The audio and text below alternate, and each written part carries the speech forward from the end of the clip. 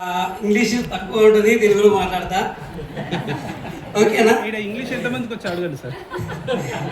ఇక్కడ ఎంతమంది రైతులు ఉన్నారు ఒక్కసారి అండి. సూపర్, మనోళ్ళు ఎంత.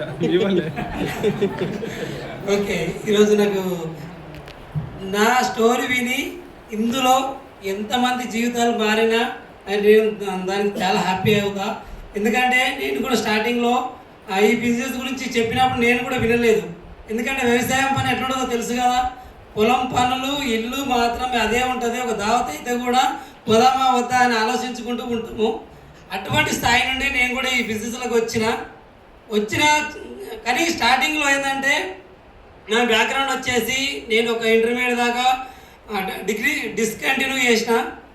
తర్వాత మా నాన్న వ్యవసాయం చేస్తుండే కాబట్టి అదే వ్యవసాయాన్ని నేను కంటిన్యూ చేసుకుంటూ ఒక 20 సంవత్సరాలు వ్యవసాయం చేసుకుంటూ పొలానికి మా ఊరికి మాత్రమే పరిమితమైన.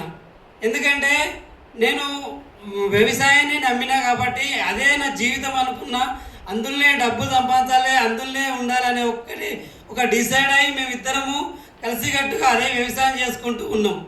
కానీ అక్కడ పని మాత్రమే, కష్టం మాత్రమే చేసినాం, కానీ ఫలితం మాత్రం మాకు ఆశించిన స్థాయిలో రాలేదు.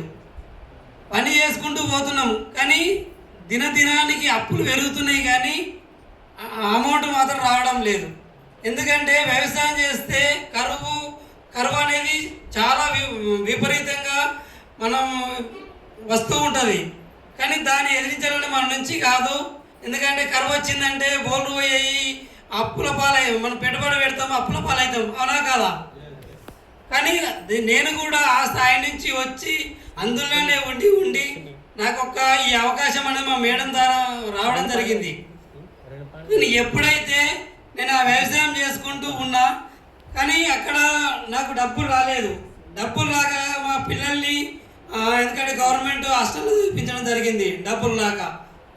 కానీ ఈ డబ్బులు వ్యవసాయం నుంచి వస్తలేవని ఇంకా వేరే బిజినెస్ చేద్దామని ఒక ఊళ్ళలో ఏమందంటే టెంట్ హౌస్ తీసుకుంటే డబ్బులు వస్తాయి అని ఉంటుంది, అవునా కదా అని ఏం చేసినామంటే మా 2-3 ఫ్రెండ్స్ తోటి టెంట్ హౌస్ పెట్టడం జరిగింది. టెంట్ హౌస్ పెడితే డబ్బులు వస్తాయి మంచిగా అని ఒక పార్ట్నర్షిప్లో టెంట్ హౌస్ తెచ్చినాం. చాలా బాగా నడిచింది, అమౌంట్ కూడా మంచిగా వస్తుంది. కానీ అందులో ఒక్కటే ఏంటంటే నాకు డబ్బులు వస్తాయని నేను హ్యాపీగా ఉన్నా. కానీ మా మేడం నచ్చలేదు ఆ టెంట్ హౌస్ అనేది. ఎందుకంటే మా రిలేషన్లో కూడా టెంట్ వేయాలి, కుర్చీలు వేయాలి, మన పని మనం చేయనవద్దా. కానీ అక్కడ మనం ఏంటంటే డబ్బులు మాత్రమే చూస్తున్నాను నేను. ఎందుకంటే అదొక బిజినెస్ అనుకొని అది మాత్రమే చూసుకుంటూ నేను టెంట్ వేస్తుంటే మా రిలేషన్లో చాలామంది వేరే రకంగా అనుకోవడము, ఇతడేంది వ్యవసాయం ఉండే కానీ టెంట్ వేస్తుడు, కుర్చీలు వేయడము, టెంట్ వేయడము, ఇది అని కొన్ని వేరే మాటలు అన్నట్లా మా మేడంకు ఏమనిపించిందంటే నువ్వు ఏమైనా సరే కానీ టెంట్ హౌస్ బంద్ చేయమని చెప్పింది. అంటే డబ్బులు మంచిగా వస్తున్నాయి, టెంట్ హౌస్ ఎందుకు బంద్ చేయాలని చెప్పిన.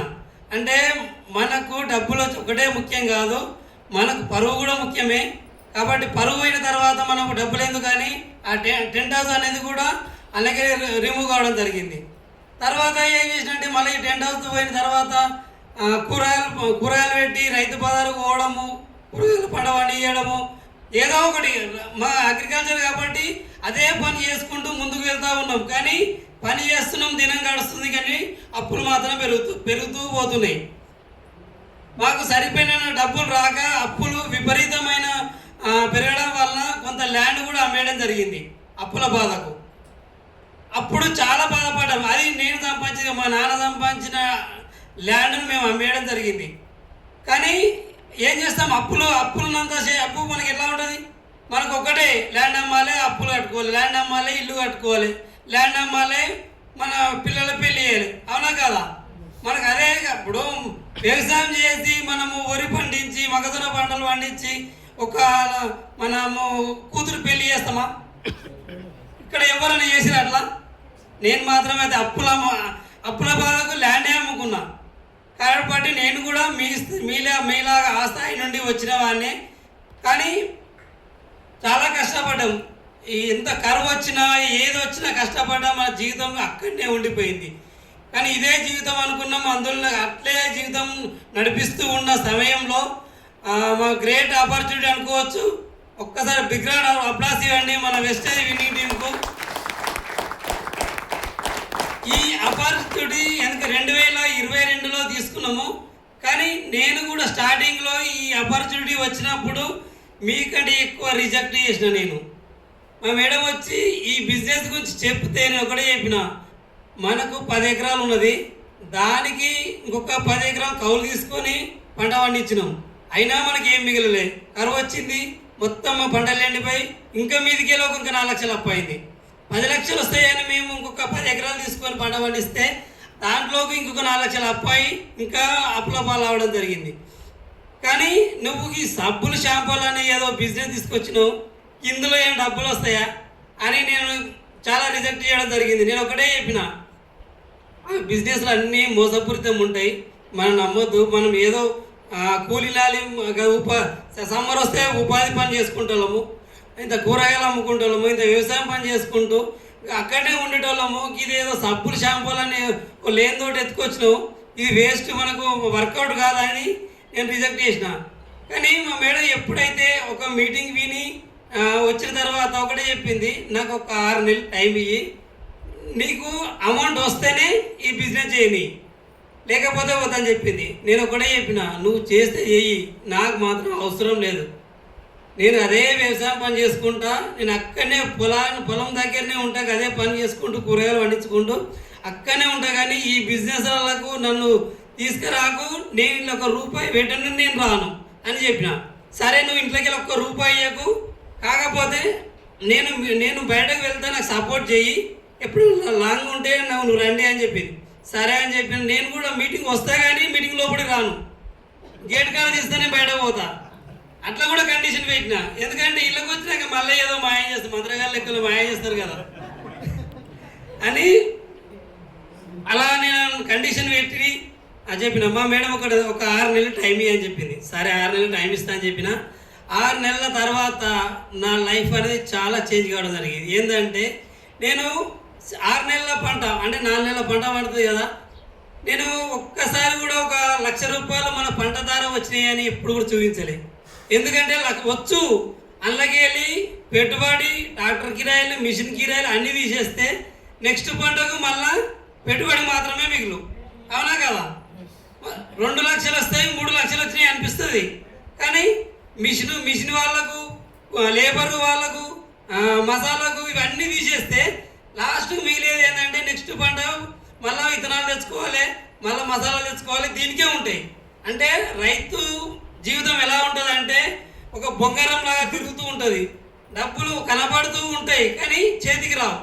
మళ్ళీ ఏమైనా మన పిల్లలకి ఏమైనా మంచి పంటలు తెద్దామంటే డబ్బులు ఉండవు, ఏదంటే అప్పు చేసి మళ్ళీ తేవాలి, అప్పు చేసి వాళ్ళ చదివిపించాలి.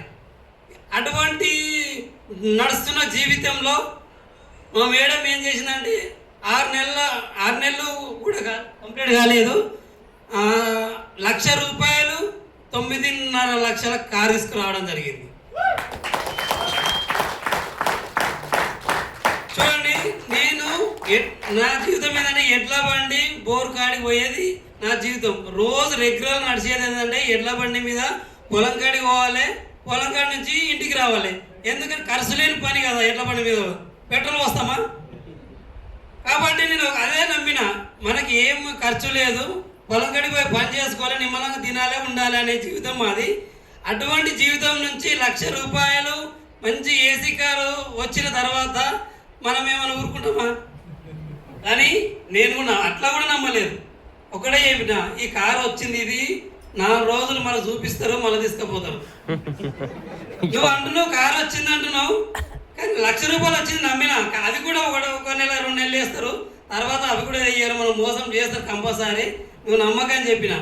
కానీ షోరూమ్ పోయినాం, కారు తీసుకొచ్చినాం, ఇంటికి వచ్చినాక కూడా కారు ప్లాన్లో పోదామంటే నేను పోలేదు. ఎందుకంటే ఈ 2 రోజులు ఉంటుంది, 3వ రోజు కొండ పోయినాక మా దోస్తు గారు ఏమంటారు, ఏదిరా నిన్న మన కాళ్ళ తిరుగుతుంది, మళ్ళీ ఎట్ల పంట ఎక్కినామన్నారా, అవునా కదా అని. నేను వారం 10 రోజుల దాకా కారు ఎక్కలేదు. మా మేడం అంటది, అబ్బాయికి ఫోన్ చేసి, సార్ కారు వచ్చింది, మళ్ళీ ప్లాన్లోకి రమ్మంటే వస్తలేడు అని మళ్ళీ కౌన్సిలింగ్. ఇంటికి వచ్చి మళ్ళీ కౌన్సిలింగ్. నేను చెప్పిన, సార్ ఆ కారు ఉంటుందా సార్ అంటే, మీ పేరు మీరు రిజిస్టర్ అయింది సార్, మేడం పేరు మీరు చూడండి అంటే, కావచ్చు సార్, ఇటువంటి మోసాలు చాలా జరుగుతున్నాయి. మా ఫ్రెండ్స్ కూడా లక్షలు లక్షలు కట్టి మోసపోయారట. మమ్మల్ని మోసం చేయకండి సార్, మాది పేద కుటుంబము, మేము అటువంటి కాలంలో తిరగలేము. మాది చూడండి 2 ఎట్లు 2 బలరు, ఒక ఎడ్ల బండి ఉంటుంది, మా జీవితం అది. అటు నుంచి ఏసీ కార్ తెచ్చి ఇంటి కూడా పెట్టిర్రు. ఇది మళ్ళీ ఒకవేళ పోయినాకో ఇజ్జత్ పోతుంది సార్ అని చెప్పిన. లేదు సార్, ఖచ్చితంగా మీ కారు మీ ఇంటికానే ఉంటుంది, నువ్వు తిరగాలే. ఇందరు ఈ కారు మీదనే మీ ఊళ్ళో కిరాణా షాపులో కూడా ఇదే కారు మీద పోయి నువ్వు ఇంట్లోకి సామాన్ తెచ్చుకోవాలి అని చెప్పారు. అంటే నేను బయట తీయాలంటేనే నాకు భయం అవుతుంది సార్. అంటే మీరు ఇలా మాట్లాడుతారంటే చూడండి సార్, మీ ప్లాన్లోకి వెళ్ళండి. ఇప్పుడు ₹1,00,000 వచ్చినాయి కదా, నెక్స్ట్ మంత్ 2 లక్షలు చేయండి ఆ చెక్కును అని చెప్పారు. సరేలే చూద్దామని అంతా నేను ఏసీ కాల ఎక్కడం జరిగింది. ఎడ్ల బండి నుంచి ఏసీ కాల దిగినాక ఎట్లుంటుంది? ఎట్లుంటుంది? చల్లగా ఏసీ వస్తుంటుంది, ఎండ తలగది, గాడుపు రాదు, చల్లగా వస్తుంటుంది. అప్పుడు అనిపించింది ఈ జీవితం మంచిగుంది. పొలం కాడి పోయి ఎండల కష్టపడి అక్కడ ఉన్న జీవితం ఎందుకు, ఇది మంచిగుంది కదా చూద్దాం. ఇదేముంది, మనము కారు నడిపేయడమే ప్లాన్ కాడ, బండి పెట్టాలి, మనం కారులో కూర్చోవాలి, మళ్ళీ బండి తీయమన్నట్టు తీయాలి అంతే. ఎందుకంటే ప్లాన్ తెలియదు నాకు, ఏ ప్లాన్ కారు వచ్చేదాకా కూడా మా మేడమే ఈ బిజినెస్ రన్ చేయడం జరిగింది. కానీ అట్లా చేయడం వల్ల కొన్ని మీటింగ్లు వినడం ద్వారా, ప్లాన్లో బయట పోయడం ద్వారా ఏమైందంటే, అదే ఈ బిజినెస్ కూడా చాలా మంచి బిజినెస్. ఎందుకంటే ఇందులో నేను బయట పోయిన ప్లాన్లో పోయినప్పుడు మా మేడం చెప్తుంటున్నా, మీరు రూపాయి పెట్టకండి, మీరు షాప్ చేంజ్ చేయండి. మీరు ఎక్కడైతే సామాన్ తెచ్చుకుంటారో ఆ సామాను మార్చి ఈ బిజినెస్లోకి రావడం వల్ల మీకు డబ్బులు వస్తాయి. నేను అదే చేసిన, నాకు డబ్బులు వచ్చింది, కారు వచ్చింది, ₹1,00,000 ఇన్కమ్ వచ్చిందని చెప్పడం వల్ల ఇదేదో బాగుందని నేను కూడా మా ఫ్రెండ్స్కి చెప్పడం జరిగింది. నా ఫ్రెండ్స్ ద్వారా కొంతమంది రావడం జరిగింది. కానీ వచ్చిరు ఆ బిజినెస్ ఇలా నిలబడలే. ఏంటంటే మేమందరం చేయడం వల్లనే వీళ్ళకి ₹1,00,000 వచ్చింది, కారు వచ్చిందని వాళ్ళందరూ కూడా డ్రాప్ అవ్వడం జరిగింది. మళ్ళీ మా మేడంతో గొడవ పెట్టుకున్నా. ఏంటంటే చూసినామని స్టార్టింగే చెప్పిన, కారు పోతుంది, ₹1,00,000 పోతాయి అని అన్నట్టే. అంటే ఈ బిజినెస్లో ఎవరెవరు చేయలేరంటే మా చెల్లె, మా తమ్ముడు, మా ఫ్రెండ్స్, వాళ్ళ చెల్లె, వాళ్ళ తమ్ముడు, మొత్తం ఫ్యామిలీ వాళ్ళు వచ్చిర్రు. క్రౌన్ అయినాం, ₹1,00,000 వచ్చినాయి. ఎప్పుడైతే ₹1,00,000 వచ్చి కారు వచ్చిందో వాళ్ళకి ఈర్ష్య వచ్చింది. ఆయనతో వాళ్ళందరూ కలిసి బంద్ చేయడం జరిగింది. బంద్ చేసిన తర్వాత నేను ఒకటి చెప్పిన, నేను ఫస్టే చెప్పిన ఈ బిజినెస్ మోసపూరితమైన దాన్ని విన్నాను అనగానే ఏమో మేడం అన్నది. మళ్ళీ అప్లైన్ మళ్ళీ ఫోన్ చేయాలి, మళ్ళీ కౌన్సిలింగ్ వచ్చి మళ్ళీ కౌన్సిలింగ్ ఇవ్వాలి. సార్ మీ చుట్టాలు వస్తే సున్నం పెడతారు, దోస్తులు వస్తే నీకు చెయ్యరు, మీరు కోల్ కాంట్రాక్ట్ తోటి బిజినెస్ చేయండి అని చెప్పడం జరిగింది. అయితే అప్పుడు స్టార్టింగ్లో మన ఢిల్లీకి ఎఫ్ఆర్ రావడం జరిగింది. అక్కడికి వెళ్ళినాం. అక్కడ వెళ్ళిన తర్వాత మేము ఫ్యామిలీతో వెళ్ళడం జరిగింది. అప్పుడు ఏంటంటే నేను ఢిల్లీ చూద్దామని ఒక మంచి చూద్దామని దాంతో ఢిల్లీ పోయినాం. ఢిల్లీ పోయిన తర్వాత అక్కడ మన గ్రేట్ మెంటల్ చీఫ్ మెంటల్ మన ఎస్పీ పారిసార్కి ఒక బిగ్ గ్రాండ్ అప్లాస్ ఇవ్వండి. ఆ సార్ మాటలు విన్న తర్వాత నాకు ఏమనిపించిందంటే, మనము గుళ్ళే పోయి ఎన్నో మొక్కుతాం, కానీ అక్కడ మన కోరికలు నెరవేరుతాయో లేదో కానీ అక్కడికి పోయిన తర్వాత దేవుడే మనకు ఒక వరం ఇచ్చినట్టు అనిపించింది నాకు. అంత మంచి సార్ మాటలు ఉంటాయి అట్లా. అక్కడ సార్ మాటలు విన్న తర్వాత ఇంటికి వచ్చిన తర్వాత, ఇంతకుముందుకు నేను బిజినెస్ చేయని చెప్పిన కదా, ఇంటికి వచ్చిన తర్వాత బిజినెస్ను మనము చేద్దాం, నువ్వు ఇంటికాడ ఉండొద్దు అని చెప్పి మేము ఇద్దరం కలిసి బయలుదేరడం జరిగింది బిజినెస్ ప్లాన్లకు. కానీ మా పిల్లలు ఏంటంటే గవర్నమెంట్ హాస్టల్లో ఉంటారు. సండే వాళ్ళ హాస్టల్కి వెళ్ళాలి మేము. కాబట్టి మేము ఒకటే చెప్పినాము. మా పిల్లలు కూడా అక్కడికి మీటింగ్ రావడం జరిగింది. అక్కడ డీసీడీ రికగ్నిషన్ చూసిన తర్వాత మా పిల్లలు ఒకటే చెప్పారు, మమ్మీ డాడీ మీరు ఒక్కటి ఏం చేస్తారో తెలియదు, మీకు ఎన్ని రోజులు టైం తీసుకుంటారో తెలియదు, కానీ తంగెలపల్లి సార్, సలీం సార్ లెక్కలే మీరు డీసీడీ కావాలని ఒక డ్రీమ్ పెట్టారు వాళ్ళు మా మీద. కానీ అక్కడ మేము ఏం చేసినామంటే, మా పిల్లల గురించి అయినా మేము డీసీడీ కావాలని ఇంటికి వచ్చిన తర్వాత పొలం కాడైతే ఎట్లయితే పని చేస్తామో, ప్రొద్దున పోతే మనము ఏదైనా మొక్కజొన్న కొట్టుడు కానీ లేకపోతే వరి కోయడం కానీ ఎట్లా చేస్తాం పని, ఆ రకంగా మేము ఒక్కడే అనుకున్నాం, పని చేయాలి, ఫలితం అదే వస్తుంది. అని అప్లైన్ ఏది చెప్తే అది అప్లైన్ ఒక్కరు 2 ప్లాన్ చేయమంటే మేము 4 ప్లాన్ చేసేటోళ్ళం. అప్లైన్ 1000 పీకి తెమ్మంటే మేము 2000 పీకి తెచ్చేటోళ్ళం. అప్లైన్ మాకే పోటీ ఉండు. అది గ్రూప్లల్లో అప్లైన్ ఫోటో ఒకటి వస్తే మేము 2 రావాలి, అప్లైన్ 2 ఫోటోలు వస్తే మేము 4 ఫోటోలు రావాలి. అట్ట టార్గెట్ పెట్టుకొని మేము ప్లాన్ చేయడం జరిగింది. కానీ మా మేడం ఒక్కటే ఏంటంటే 5 ప్లాన్లు చేస్తే టిఫిన్ చేయాలి, 10 ప్లాన్లు చేస్తే అన్నం తినాలి.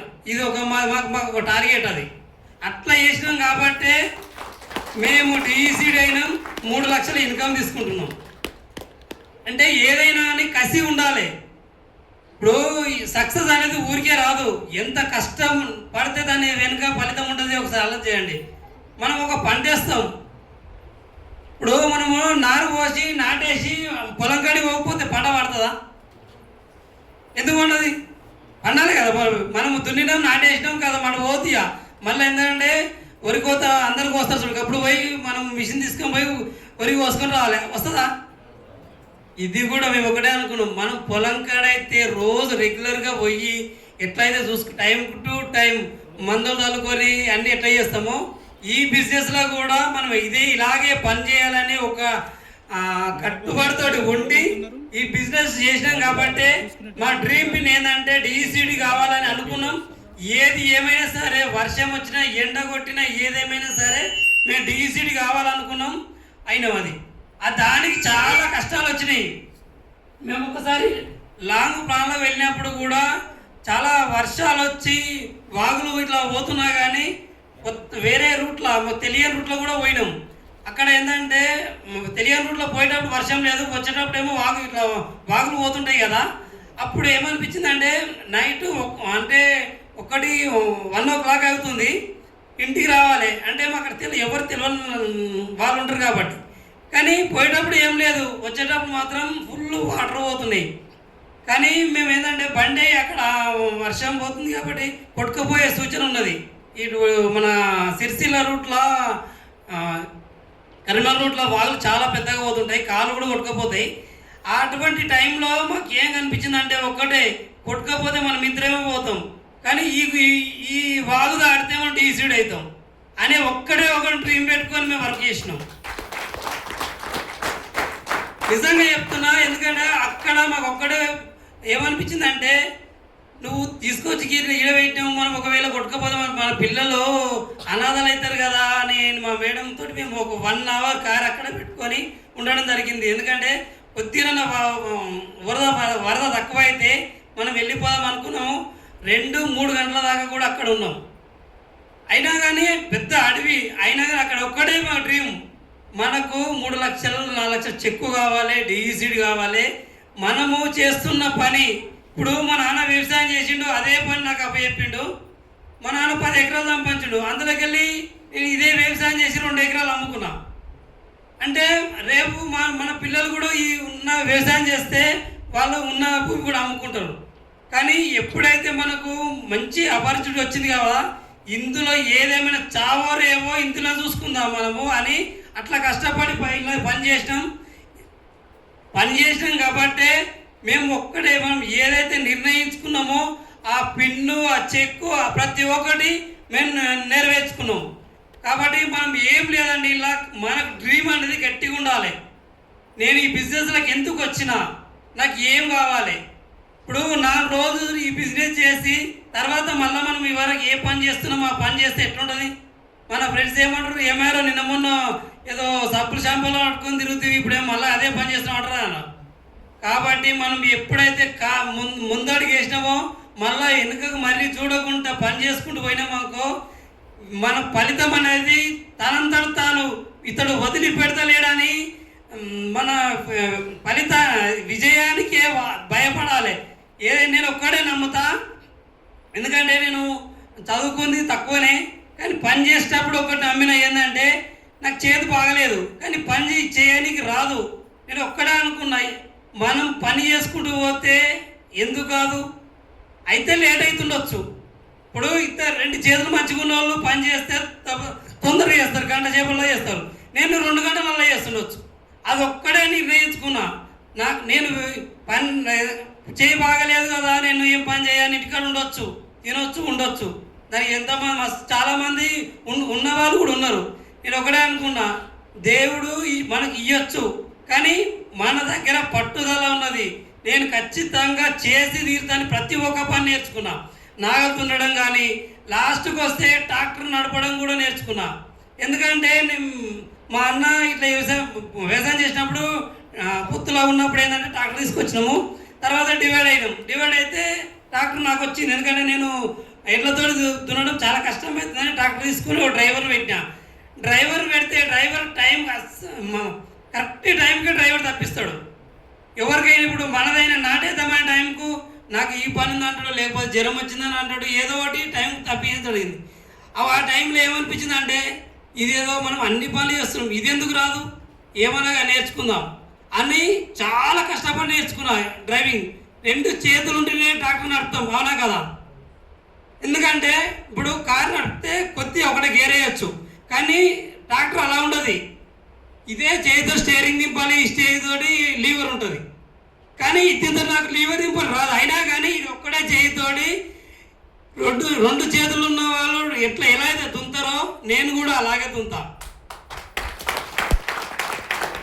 అలా అంత కమిట్మెంట్తో చేసిన. ఎందుకంటే నాకు కష్టం అవుతుంది, కానీ చేయాలనే ఒక దృఢ సంకల్పం ఉంది కాబట్టి అలా పని చేసుకుంటూ వచ్చిన.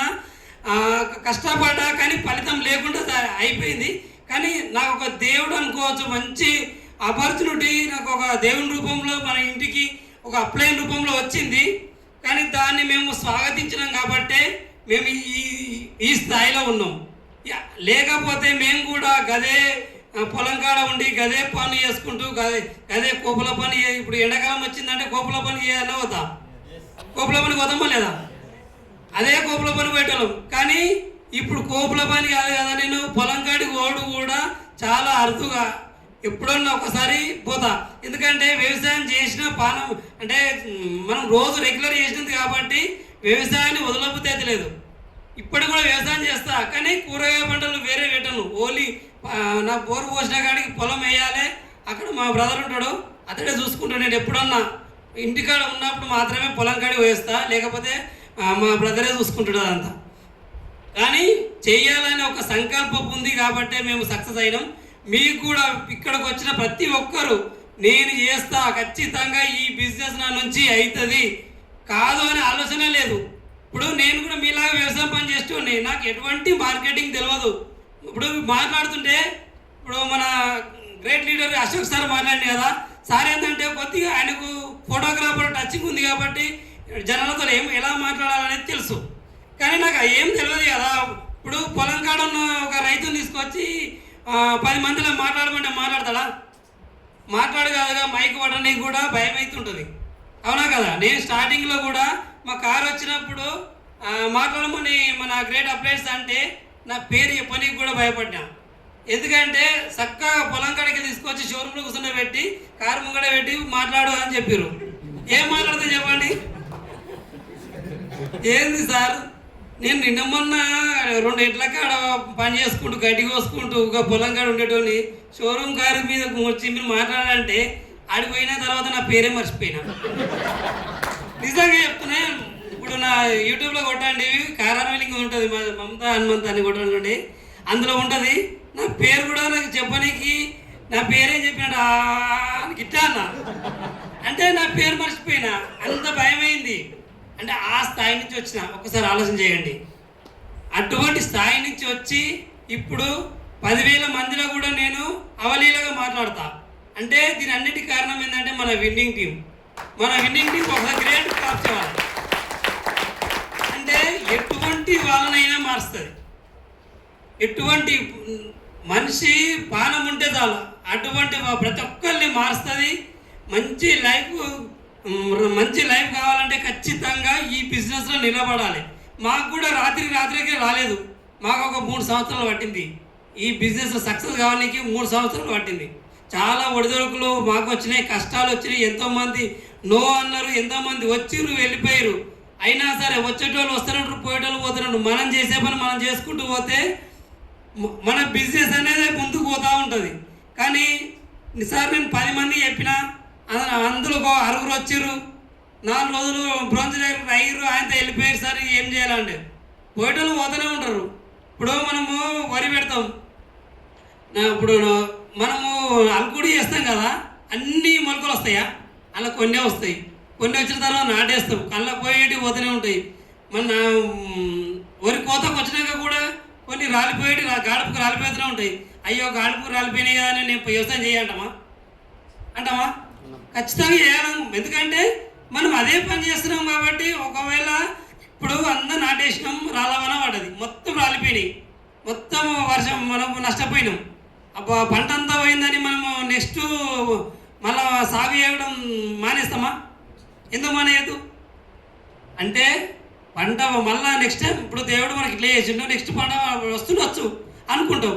ఇందులో కూడా మనం ఒక్కటే ప్లాన్ టు ప్లాన్ చెప్పుకుంటూ పోతే ఖచ్చితంగా అసలైన లీడర్ బరాబరి మనకు దొరుకుతాడు. కాబట్టి మనం 1 to 1 ప్లాన్ చేసుకుంటూ పోతే మీ లైఫ్ కూడా ఖచ్చితంగా నా లైఫ్లో చేంజ్ అవుతుంది. నేను ఈ బిజినెస్లోకి వచ్చిన తర్వాత అనొచ్చు, సార్ కదా ఒక్కటే కార్ తెచ్చుకోండి అదే లైఫ్ చేంజ్ అయిందా అని మీరు అడగొచ్చు, అవునా కదా? కానీ అదొక్కటే కాదండి. నేను వ్యవసాయం చేసుకుంటూ ఉన్న టైంలో కనీసం తిరుపతి కూడా వెళ్ళలేదు. ఎందుకంటే నాకు ఆర్థిక పరిస్థితి అలా ఉండే కాబట్టి తిరుపతి కూడా వెళ్ళలేదు. కానీ ఈ బిజినెస్లోకి వచ్చిన తర్వాత ఇప్పుడు చాలా అందరూ గ్రేట్ లీడర్స్ పోయారు కదా థాయిలాండ్. నేను పోయిన సంవత్సరం కూడా థాయిలాండ్ పోవడం జరిగింది. అంటే చూడండి, ఈ బిజినెస్ ద్వారా మన వెస్టీజ్ ద్వారా ఫ్రీగా థాయిలాండ్, దుబాయ్, ఖత్తర్ 3 దేశాలు ఫ్రీగా తిరగడం జరిగింది. అంటే ఈ బిజినెస్లో ఉండడం వల్ల మనకు ఇంటర్నేషనల్ మా దోస్తులు అంటుంటారు, అరే నువ్వు నీ జీవితం ఏందిరా భయ్, నువ్వు పొలానికి కాడనే ఉంటావేమో అనుకున్నా, కానీ నువ్వు ఎక్కడ ఉంటున్నావో నీ స్టేటస్ చూస్తేనే మాకు తెలుస్తుంది ఏ దేశంలో ఉంటున్నావో అని. అంటే కొంచెం ఆలోచన చేయండి. నేను తీసుకున్న ఒక్క నిర్ణయం ద్వారా నా లైఫ్ అనేది చాలా వండర్ఫుల్గా మారడం జరిగింది. నేను మారడం నా జీవితమే కాకుండా మా పిల్లల జీవితం కూడా ఖచ్చితంగా మారింది. ఎందుకంటే గవర్నమెంట్ హాస్టల్ నుంచి మంచి ప్రైవేట్ కార్పొరేట్ స్కూల్లో చదివిస్తున్న మా లైఫ్ చాలా చేంజ్ కావడం జరిగింది. ఇందులో ఇక్కడికి వచ్చిన ప్రతి ఒక్క రైతుకు చెప్తున్నా, నేను కూడా ఒక రైతుగా, నేను మళ్ళీ ఈ మిషన్ 2Xకు ఇక్కడికి వచ్చేవగలరా? మీ చెక్కు కూడా ఒక్కొక్కరిది ఇప్పుడు 10,000 ఉన్న చెక్కు 1,00,000 రూపాయలు ఉండాలి, 1,00,000 రూపాయలు ఉన్న చెక్కు 2 లక్షలు ఉండాలి. సార్ మీ స్టోరీ విని మేము సక్సెస్ అయినామని మీ ద్వారా కనీసం ఒక 10 మంది 20 మంది సక్సెస్ అయినా కానీ మేము ఇక్కడికి వచ్చినందుకు మిషన్ 2X ద్వారా మేము వచ్చినందుకు నేను చాలా హ్యాపీ అవుతాను. Thank you.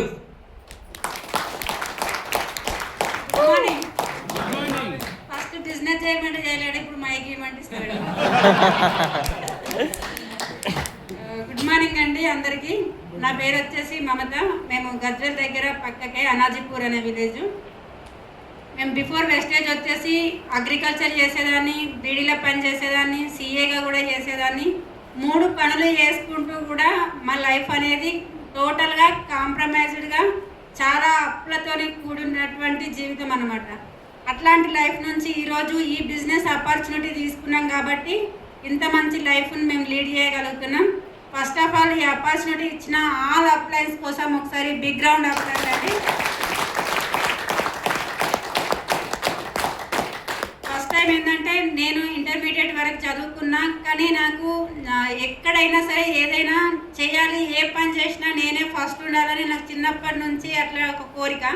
స్కూల్ లైఫ్లో ఉన్నప్పుడు కూడా నేను స్కూల్ ఫస్ట్ వచ్చేదాన్ని, క్లాస్ ఫస్ట్. అక్కడ నుంచి ఏంటంటే పెళ్ళి అయిపోయిన తర్వాత నాకు అగ్రికల్చర్ చేయడానికి రాదు, కానీ సార్ వాళ్ళకి టోటల్గా అగ్రికల్చర్ తప్ప వేరే పని ఏం లేదు. అట్లాంటి టైంలో నేను అగ్రికల్చర్ మొత్తం నేర్చుకోవడం జరిగింది. ఆ నేర్చుకునే టైంలో చాలా ఇబ్బందులు పడ్డాము ఆ పని రాక. కానీ అక్కడ ఏంటంటే ఒక కండక్టర్గా పోస్ట్ వచ్చింది, కానీ అక్కడ మా ఫ్యామిలీ వాళ్ళు ఒప్పుకోలేరు. ఎందుకంటే ఇక్కడ తెలుసు ఎట్లుంటుందంటే తోడుకోడళ్ళు అన్నదమ్ములు ఉన్నప్పుడు ఇంట్లో సమస్యలు ఉంటాయి కదా, చేస్తే అందరం ఇదే పని చేయాలి, లేకుంటే వద్దని చెప్పేసి అది క్లోజ్ చేసిర్రు.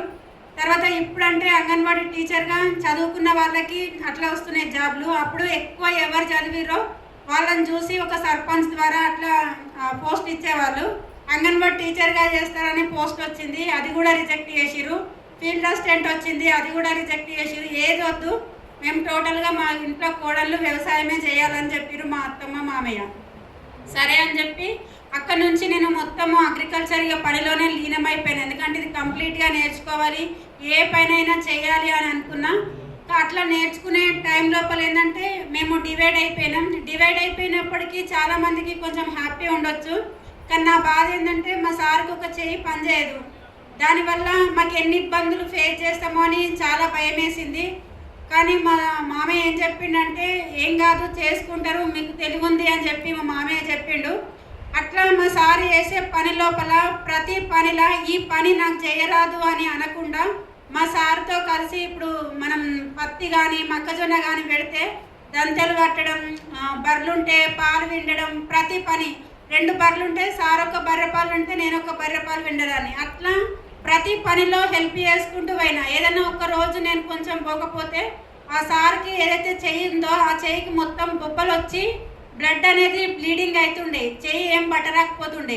ఇట్లా నాగలు పట్టినప్పుడు తాడు ఇట్లా పట్టుకొని వెళ్తే ఈ 2 ఏళ్ల మధ్యలో బొబ్బలు వస్తుండే బాగా. అట్లా చాలా ఇబ్బంది ఫేస్ చేసినాం. నాకు అవన్నీ చూసినప్పుడు అనిపించేది, నేను ఏదో ఒక పని చేయాలి, మా సార్ని మంచిగా బ్రతికేటట్టు నేను చూసుకోవాలి అని చెప్పి నాకు అనిపిస్తుండే. ఏ పని అయినా నేను చెయ్యాలని చెప్పకపోదును, ఆయన కంటే ముందు వెళ్ళి నేను చేస్తా అని చెప్పి ముందుకెళ్ళి చేసేదాన్ని.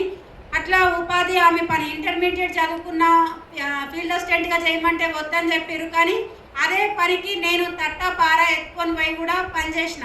అట్లా చాలా రకాల స్ట్రగుల్స్ ఫేస్ చేసినాం. కూరగాయ తోటలు పెట్టినప్పుడు ఏంటంటే కూరగాయలు పండించిన తర్వాత కూకట్పల్లి, బోయినపల్లి రైతు మార్కెట్లు ఉంటాయి కదా, అక్కడికి కూరగాయలు పంపించి అమ్మకరమ్మనేది. ఇక్కడ ఏంటంటే సార్ ఉంటే పొలం చూసుకుంటాడు, లేబర్ని పిలుస్తాడు. కానీ నేను మా పొలం ఒక 3 కిలోమీటర్ల దూరం ఉంటుంది కాబట్టి నేను సింగిల్గా బోర్కాడ్కి వెళ్ళలేను. కానీ నేను రైతు మార్కెట్లో కూర్చొని కూరగాయలు అమ్ముతా అని చెప్పి టాటా ఏస్లో అన్ని కూరగాయలు వేసి పైన టాప్ పైన కూర్చొని నేను నైటు 12 గంటలకు మా సార్ నన్ను టాటా ఏస్ ఎక్కించి వస్తుండే తోట దగ్గర. అక్కడ నుంచి నేను సిటీకి వెళ్ళి తెల్లారేసరికి మళ్ళీ కూరగాయలు అమ్ముకొని రిటర్న్లో వచ్చేసరికి మా సార్ మళ్ళీ కూరగాయలు అన్నీ లేబర్ని పెట్టి తెంపిస్తుండే. మళ్ళీ ఇంటికి వచ్చి మళ్ళీ ఫ్రెష్ అప్ అయి మళ్ళీ అట్లా వెళ్ళిపోదును. అట్లా చాలా రకాల స్ట్రగుల్స్ ఫేస్ చేసినాం. బిల్డింగ్ పైన మక్కలు కానీ జొన్నల ఒడ్లు కానీ ఇప్పుడు పోస్తలేరు, రోడ్ల పైన పోస్తున్నాం, కానీ అప్పుడు బిల్డింగ్ పైన పోసేది. మా సార్ పోస్తుంటే కూడా అది ఎంత పెద్ద పని అయినా సరే, ఒక సంచి అయినా సరే నేను కూడా ఎత్తుకుంటా, ఎందుకు ఎత్తుకోను అని చెప్పి అట్లా కూడా నేను చాలా రకాల పనులు చేసుకుంటూ ముందుకెళ్ళినాం. అట్లా చేస్తున్న టైం లోపల ఇక సీఏగా అవకాశం వచ్చింది డివైడ్ అయిన తర్వాత. సరే అని చెప్పి పిల్లలని చదివించుకుంటూ చాలా రకాల ఎన్నో పనులు చేస్తున్నాం. ఇంకా వేరే వాళ్ళది కౌలు పట్టుకుంటున్నాం, చేస్తున్నాం, కానీ అప్పులు ఎక్కువైపోతూ ఉన్నాయి. ఏ పని చేసినా అసలు వర్కౌట్ అవుతలేదు. ఏంటి అసలు జీవితం ఎటెళ్తుంది, ఇంతగానో హార్డ్ వర్క్ చేస్తున్నామని భయం అనిపించింది.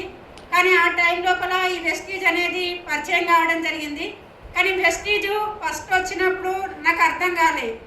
ఎందుకంటే నేను గజ్వేల్లో మా బావ ఉంటాడు, అక్కడికి వెళ్ళినప్పుడు ఒకసారి గ్రేట్ క్లాప్స్ ఇవ్వచ్చు మనోహర్ సార్కి.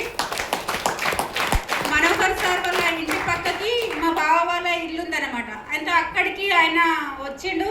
మా అక్క ఏం చేసిందంటే ఈవినింగ్ 6-7 అవుతుంది, ఈమెను తీసుకెళ్ళి కొంచెం బస్ స్టాప్ దగ్గర డ్రాప్ చేయమని చెప్పగానే ఆయన బస్ స్టాప్ దగ్గర డ్రాప్ చేసిన టైం లోపల ఏమైందంటే, మీరు ఏం చేస్తుంటారు అక్క అని అడిగాడు. అంటే నేను సీఏగా చేస్తుంటా అని చెప్పిన. ఆ రోజు ఏం అడగలేడు, ఇంటికి వెళ్ళిపోయి నెక్స్ట్ డే గ్రాన్యువల్స్ కాటన్ తీసుకొని మా ఇంటికి వచ్చిండు. నాకు అసలు ఏం అర్థం కాలేదు. నేనేమనుకున్నా అంటే ఆయన ఇక్కడికి ఊరికి వెళ్తున్నట్టుండు, నిన్న అక్కడ చూసిండు కదా, తీసుకొని వచ్చిండు కదా అని చెప్పేసి కొన్ని వాటర్ ఇచ్చినా, టీ ఇచ్చినా కూర్చుండు. అక్క ఎవరైనా గ్రాన్యువల్స్ అడిగితే ఇవ్వండి, మంచి దంట వస్తుంది అని చెప్పిండు. సరే అది అక్కడ పెట్టని చెప్పిన. ఆయన వెళ్ళిపోయి మా విలేజ్ కూడా దాటలేదు. ఒక రైతు వచ్చిండు, ఎందుకంటే నేను ఐకేపీలో చేస్తున్నా కాబట్టి రైతులు వస్తున్నారు, వాళ్ళకి నేను చెప్తున్నా ఇది వాడితే మంచి దంట వస్తుందట, బాగుంటుందట, వాడండి అని చెప్పంగానే వాళ్ళు నా మీద నమ్మకంతో ఆయన ఏవైతే పెట్టిండో అవి తీసుకొని అప్పుడే అమౌంట్ కొట్టేసి వెళ్ళిపోగానే మళ్ళీ కాల్ బ్యాక్ చేసినా. నువ్వు ఏవైతే ప్యాకెట్లు పెట్టినావో వాటికి డబ్బులు ఇచ్చి తీసుకెళ్ళని చెప్పిన. అట్లా 2-3 రోజులు వచ్చిండు, తీసుకుపోతుండు. అర్థమవుతలేదు నాకు. మా సార్ కోపం అవుతుండు, ఎందుకంటే నువ్వు బీడీలో పని చేస్తావు, ఐకేపీలో ఇదొక స్ట్రెస్ ఉంది, మనకు పొలం పని ఉంది, మళ్ళీ గ్రాన్యువల్ అవేంటి ప్యాకెట్లు అమ్ముతున్నావు, అది వద్దు అని చెప్పేసి మా సార్ అన్నాడు. 3rd రోజు మళ్ళీ ఆయన గ్రాన్యువల్స్ తీసుకొని మా ఇంటికి వచ్చినప్పుడు సార్ అన్నాడు, ఆ గ్రాన్యువల్స్ మా ఇంటికాడ పెట్టకు, ఏం అవసరం లేదు, మాకు పని ఉంది, మేము వెళ్ళిపోతున్నాం అని చెప్పి బండి మీద ఎక్కిన తర్వాత అక్క నీ ఆధార్ కార్డు ఇవ్వండి అని అడిగాడు. అడిగినప్పుడు మా సార్ ఏమన్నాడంటే ఆధార్ కార్డు లేదు, ఏం లేదు, నువ్వు నడిపి ఇంటికాడికి వెళ్ళాడు ఆయన. అనగానే నేనుండి ఏమన్నా కానీ మన అకౌంట్లలో ఏమైతే లక్షలు అయితే ఏం లేవు కదా, ఆధార్ కార్డు ఇస్తే అయిపోతుంది కదా అని మళ్ళీ మన ఇంటికి రాడు అని చెప్పేసి నేను ఆధార్ కార్డు ఇచ్చిన. ఆధార్ కార్డు ఇవ్వగానే ఒక ఓటీపీ వస్తుంది, చెప్పండి అక్క అన్నాడు. ఓటీపీ చెప్పినా వెళ్ళిపోయింది. ఇక వెళ్ళిపోయినాక మా సార్గా ఇంటిని టచ్ చేయలేసారి అడిగాను. ఇంటి ముంగడికి వచ్చిందంటే కోపం అవుతాడు. ఆయన ఏం చేసిండంటే ఇంకా గ్రేట్ అప్లైన్ జాలా శ్రీనివాస్ సార్ కోసం ఒకసారి బిగ్ రౌండ్ అప్లాజ్. సార్ ఏం చెప్పిండంటే ఇక్కడ ఒక పక్క విలేజ్లో ఒక సీఏ ఉంది, నేను వెళ్ళి కాటన్స్ పెడితే ఒక గంట సేపట్లో ప్యాకెట్లు అమ్మింది, డబ్బులు ఇచ్చింది, కానీ ఇప్పుడు వాళ్ళు ఆయన రిజెక్ట్ చేస్తుండు, ఆ మేడం కూడా ఇట్లా మాట్లాడతలేదు, ఒకసారి మీరు రండి అని చెప్పి తీసుకొని వచ్చిండు. వచ్చినాక అప్పుడు ఇదే సమ్మర్ టైం, మార్చ్ అనమాట. మా సార్ అప్పుడే పొలం కాడికి పోయి వచ్చి తిని ఇట్లా కూర్చుండి వాళ్ళు వచ్చారు. ఇద్దరు వచ్చారు బండి మీద. రాగానే మా సార్ ఏమంటుండ అంటే ఒక్కడి పోయి ఇద్దరిని దొరుకొని వచ్చిండు అంటుండు. ఈయననే వద్దంటే మళ్ళొక్కళ్ళని తీసుకొని వచ్చిండు అని చెప్పేసి కోపం అవుతుంది. వాళ్ళు ఇంట్లోకి వచ్చి అనుకో నేను పడుకున్నా అని చెప్పు, నేను ఏది వినదలుచుకోలేదు అని చెప్పాడు. సరే నేను అదే చెప్తా అని చెప్పిన. మా సార్ ఆయనతో అటు తిరిగి పడుకుండు, గోడకు ముఖం చేసాడు కానీ నిద్ర పోలే, ఉద్దే పడుకుండు అంతే. అదే సార్ వాళ్ళు వచ్చిర్రు, నేను వింటా అని చెప్పిన, ప్లాన్ చెప్పిర్రు, డెమో చూపించిర్రు, అన్నీ విన్నా. ఆల్రెడీ ఐడి క్రియేట్ అయిపోయింది. వెళ్ళిపోయిన తర్వాత సరేలే అని చెప్పి చూద్దాంతి అని చెప్పిన. వాళ్ళు వెళ్ళిపోయినాక మా సార్ తోటి చెప్తే అవన్నీ ఏం నమ్మకు, అదేదో మాయ చేసిరా, లిక్విడ్ ఏందో నీకు అదేందో సప్లై కుక్కో, ఏ బిజినెస్ లేదని చెప్పాడు. సరే అనుకున్నా. అట్లా 2 రోజుల తర్వాత ఇక రెగ్యులర్గా జాల శ్రీనివాస్ సార్ మా ఇంటికి కంటిన్యూస్గా వస్తున్నాడు. వచ్చినప్పుడు ఒక రోజు ఏం చేసిండో ఏమో ఈయనకే చెప్పిండు, ఒక పెద్ద మీటింగ్ ఉంటుంది, ఆ మీటింగ్కు మీరు ఇద్దరు రండి, ఆ మీటింగ్ విన్న తర్వాత మీకు ఏంటనేది అర్థమవుతుంది, కానీ మీటింగ్కి రండి, ఆ మీటింగ్లో ఒక 5,000 రూపీస్ ఖర్చు అవుతాయి అని చెప్పిండు. నేనేం చేసిన అంటే పీడీ చేసి కంపెనీలో ఇచ్చొద్దామని పోయినా. ఆయన చెప్పిన మాటలకి ఈయన కనెక్ట్ అయిపోయిండు, బిజినెస్ అని తెలియదు, ఆయన టూర్ లాగా చెప్పినట్టున్నాడు. వెంటనే 5,000 రూపాయలు సెండ్ చేసేసాడు. నేను కంపెనీలోకి పోయేసరికి ఏం చెప్తున్నా అంటే ఆయన డబ్బులు తీసుకొని వెళ్ళిపోయాడు. 5,000 కట్టినా, ఎల్లుండి మీటింగ్ ఉంటుందట, నువ్వు పోవాలి, నేను రానని చెప్పినా అన్నాడు. నిన్న మొన్న వాళ్ళని ఇంటికే రానియలేదు. నేను బయట పోయించే వరకు నువ్వు 5,000 రూపాయలు ఎట్లా కట్టినవని నేను మా సార్తో కూడా పడుతున్నా. ఫోన్లే మనము పెళ్ళైనప్పటి నుంచి కూడా బయటకు ఎక్కడికి వెళ్ళలేదు కదా, ఇన్ని రకాల స్ట్రగుల్స్ ఫేస్ చేస్తున్నాం, ఇది ఒక టూర్ లాగా ఉంటుంది కావచ్చు, పోతే పోయింది పోయిగా నువ్వు అని చెప్పి సార్ అంటున్నాడు. 5,000 ఏమనుకుంటున్నావు, నేను నెలంతా కష్టం చేస్తే బీడీలు చేస్తే ఒక 2,000 వస్తాయి, సీఏగా చేస్తే ఒక 3,000 వస్తాయి, నెల రోజులు కష్టపడితే 5,000 వస్తాయి, నువ్వు ఒక్క రోజులో నువ్వు 5,000 ఎట్లా కట్టినావని ఇక ఇద్దరికి గొడవ స్టార్ట్ అయింది. అప్లయన్స్కి ఫోన్ చేసాడు, మా డబ్బులు మాకు కొట్టండి సార్, మా మేడం వద్దంటుందంటే అవి ఆల్రెడీ టికెట్ బుక్ చేసినాం సార్, రావిగా పైసలు, కంపల్సరీ మీటింగ్కి రావాలని చెప్పారు. రేపు మీటింగ్కి వెళ్తాం అనేదాకా కూడా మా ఇంట్లో గొడవ ఇక నడుస్తూనే ఉంది. ఆ రోజు మీటింగ్కి వెళ్ళే టైం లోపల ఏమైందంటే ఇక పోయినాయి కదా, తప్పదు కదా, 5,000 పోయినాయి ఇక పోతా అని చెప్పి మీటింగ్కి పోయినప్పుడు కూడా నాకు మైండ్లో అదే ఉంది, 5,000 పోయినాయి, అదే ఆలోచన చేసుకుంటూ కార్లో కూర్చున్నా. మీటింగ్ హాల్లోకి పోయినాం, మీటింగ్ నడుస్తుంది, అంత హాల్ చూస్తే పెద్ద ఉంది, ఇట్లాంటి హాల్లోకి మనం ఎప్పుడు రాలేదు అని చెప్పేసి అనుకుంటున్నా. కానీ కొంచెం మీటింగ్ అయిపోతూ ఉంది, లంచ్ అవర్ అవుతుంది, అయినప్పుడు డ్యాన్సులు చేస్తున్నారు, ఒక్కొక్కరు ఒక లీడర్ వచ్చి మాట్లాడుతున్నారు. మా గజ్వెల్ నుంచి వచ్చిన లీడర్స్ అందరు కూడా అప్పుడు డైమండ్ డైరెక్టర్ స్టేజ్లలో సూట్లు వేసుకొని ఉన్నారు అందరు కూడా. నేను అనుకుంటున్నా ఇది కోటీశ్వర్లకు సంబంధించిన బిజినెస్ ఉన్నట్టుంది, మనలాంటి వాళ్ళు చేసే బిజినెస్ కాదు. మా సార్ అనవసరంగా 5,000 రూపీస్ కట్టి పంపించిండు అని చెప్పి అట్లనే ఆలోచిస్తున్నా. అదే టైం లోపల ఏమైందంటే గజ్వేల్ నుంచి అంగన్వాడీ స్కూల్లో ఆయాగా పనిచేసే మేడం పుణ్యవతి మేడంని ప్యానల్ డిస్కషన్లో కూర్చోబెట్టారు. అప్పుడు నాకు స్ట్రైక్ అయింది, ఏంటంటే ఆమెకు చదువు రాదు, ఏం రాదు, నేను ఈ బిజినెస్ నుంచి 50,000 ఇన్కమ్ తీసుకుంటున్నా అని చెప్పింది. చెప్పినప్పుడు నాకు ఆలోచన వచ్చింది, ఏంది వీళ్ళు ఏం చదువుకోలేదు చేయలే, ఇంత ఇన్కమ్ తీసుకుంటున్నా అని చెప్తారు, మరి నాతో కూడా ఎందుకు కాదు అని నాకు ఆలోచన వస్తుంది. కానీ నేను పోయిన రోజు నుంచే నేను స్టేటస్లు పెట్టడం స్టార్ట్ చేసిన, అన్ని వీడియోలు తీసుకుంటూ ఫోటోలు తీయడం అవన్నీ స్టేటస్లలో పెడితే చాలామంది కాల్ చేస్తారు నాకు, నువ్వు ఎప్పుడు చూసినా ఆ బీడీలు చేసుకుంటున్నావు లేకుంటే పొలం కానో ఉండేదానివి, ఈ ఎక్కడ మీటింగ్ ఏంది, ఆ జనాలు ఏంది అని చెప్పి సార్ వాళ్ళ ఫ్రెండ్స్ మా ఫ్రెండ్స్ అందరు కాల్ చేస్తే వీడియో కాల్ చేసి చూపిస్తున్నా. దీంట్లో నాకు ప్లాన్ కూడా తెలియదు కాబట్టి ప్రోడక్ట్స్ ఉంటాయట, వాడితే దీని గురించి మనం 10 మందికి చెప్తే డబ్బులు వస్తాయట, ఇది ఒక మంచి బిజినెస్ అట, అట్లాంటిది ఒక మీటింగ్కి వచ్చినా అని చెప్పిన. వాళ్ళకు చేయాలని ఇంట్రెస్ట్ ఉన్నట్టుంది, నాకు తెలియదు. కానీ వాళ్ళ వెంటనే ఆధార్ కార్డులు నాకు సెండ్ చేస్తూ ఉన్నారు. నాకు అర్థం కాలే, అప్లయన్స్ పక్కన ఉన్నారు ఇద్దరు, వాళ్ళిద్దరు ఐడీలు క్రియేట్ చేస్తూ ఉన్నారు, స్టోర్ యొక్క అడ్రస్లు చెప్తా ఉన్నారు. థర్డ్ డే రోజు వరకు నాకు ఆల్రెడీ నేను బ్రాంజ్ డైరెక్టర్ కంప్లీట్ అయిపోయింది. ఐడీలు క్రియేట్ అయిపోతా ఉన్నాయి. అప్లయన్స్ ఏమంటారు, అసలు నువ్వు మీటింగ్ ఇంటారు, మమ్మల్ని మీటింగ్ ఇస్తారు, నా నోటీపీ అడగమంటారు, వాళ్ళ ఆధార్ కార్డులు ఐడీలు చేస్తూ ఉన్నారు. అసలు ఎందుకు వచ్చినావా అక్క, నువ్వు మీటింగ్కి వచ్చినావా, ఆధార్ కార్డు ఐడీ చేయడానికి తీసుకొచ్చినట్టు ఉంది మమ్మల్ని అని అంటారు. నాకు అర్థం, టీవీలు కూడా తెలియదు నాకు, నేను అప్పటికి ప్రోడక్ట్ కూడా వాడలేదు. ఆ మూడో రోజు ఆ మీటింగ్ అంతా అయిపోయింది. తర్వాత సింహచారి సార్ ఏం చేసిండంటే టీం అందరినీ కూర్చోబెట్టి మాట్లాడతారు కదా, అట్లా మాట్లాడడానికి అందరినీ ఇన్వైట్ చేసినప్పుడు నన్ను కూడా ఇన్వైట్ చేసి నేనేమనుకున్నా అంటే ఇదే ఫస్ట్ అండ్ లాస్ట్ మీటింగ్, 5,000 రూపాయలు కట్టి మీటింగ్ విన్నా, మళ్ళీ కూడా జన్మలో ఈ మీటింగ్ రానని డిసైడ్ అయి ఉన్నా పక్క నేను. కానీ సార్ వాళ్ళు ఇన్వైట్ చేసినప్పుడు నేనేమంటున్నా, నేను రాను మీరు వండి సార్ అని చెప్తున్నా. కానీ నువ్వు రాక్క అని చెప్పి సార్ వాళ్ళు అంటున్నారు. అంటే లాస్ట్లో ఫైనల్లో నేను వెళ్ళాకనే సార్ ఏమంటుండంటే కంగ్రాచులేషన్స్ మేడం అంటుండు. నేనేమనుకుంటున్నాకి మీటింగ్కి వస్తే కంగ్రాచులేషన్ ఎందుకు చెప్తున్నాక అని అనుకుంటున్నా. మేడం మీరు బ్రాంచ్ డైరెక్టర్ అయ్యారు అంటే ఎవరికైనా అర్థమవుతుంది. అప్పుడు ఆ డైరెక్టర్ ఏంది నాకు అర్థమవుతలేదు. సరే అని ఇంటికి వచ్చేసినాక మా సార్కు ఫోన్ చేసి ఒక ఫోటో పంపిమన్నారు. బ్రాంచ్ డైరెక్టర్ అని పోస్టర్ వేసిరు, గ్రూప్లలో ఫార్వర్డ్ చేస్తున్నారు, స్టేటస్ పెట్టుకోమన్నారు. ఇవన్నీ అయితే ఉన్నాయి కానీ మాకు అర్థమవుతలేదు. కానీ ఒక్కటి ఏమర్థమైందంటే చదువుకోకుండా డబ్బులు సంపాదించని ఒకటి ఆలోచన అయితే వచ్చింది. వచ్చిన తర్వాత పోయేటి రోజు గొడవ పెట్టుకుని పోయినా మా సార్ తోటి. వచ్చిన తర్వాత గొడవ పెట్టుకుంటున్నా, ఎందుకంటే ఈ బిజినెస్ మంచిగా ఉంది, మనం కూడా చేద్దాం, ప్రొడక్ట్ వాడదాం అని చెప్తే మా సార్ ఏమంటుండంటే పోయేటప్పుడు అట్లా చేసినావు, వచ్చినప్పుడు ఇట్లా అంటున్నావు, ఏ బిజినెస్ వద్దు, ఏదో ఒక మీటింగ్ అంటే పంపిస్తే వచ్చినాక ప్రాణం తింటున్నావు, సపరేట్గా బాయికాడ పనం తిని అడవంటుడు.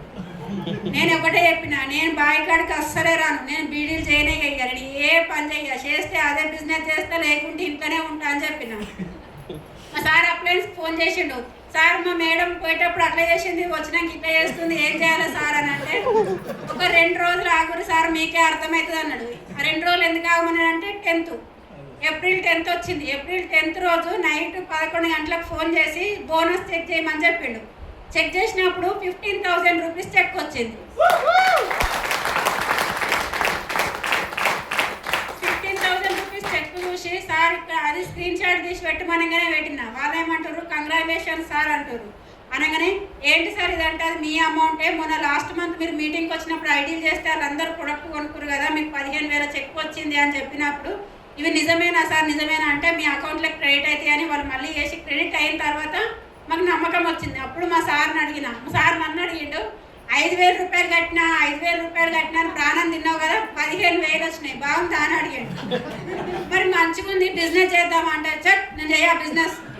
ఇక ఇక్కడ పొలం అంతా పనం తీర్చిపెట్టాడ, ఇక సబ్బులు ఫేస్లు అనుకుంటా తిరిగితే నా ఫ్రెండ్స్ అందరు నన్ను ఎక్కిరిస్తారు, నేను రానని చెప్పిండు. సరే నువ్వు చెయ్యక్కని నేను చేస్తాను, నాకైతే ఏం తెలియదు అన్నాడు. నాకు ఒక 6 నెలలు టైం ఇయ్యి, 6 నెలల్లో సక్సెస్ కాకపోతే నువ్వు ఏ పని చెప్తే ఆ పని చేస్తావు, ఒకవేళ సక్సెస్ అయితే ఇద్దరం కలిసి బిజినెస్ చేద్దామని కమిట్మెంట్ తీసుకున్నాం. అప్పటి నుండి ఎట్లంటే 15,000 చెక్ వచ్చినాక ఎట్లుంటుంది, 2-3 వేలకు పని చేసిన వాళ్ళము 15,000 చెక్ వచ్చినప్పుడు ఎగ్జైట్మెంట్ ఎట్లుంటుంది, ఇంకా బాగుంటుందా. అదే ఎగ్జైట్మెంట్తో ఎట్లా అంటే మార్నింగ్ 6కి ఇంట్లోకి వెళ్ళి బయలుదేరితే నైట్ 11-12 వరకు కూడా నేను ఇంటికి రాకపోదును సింగిల్గా.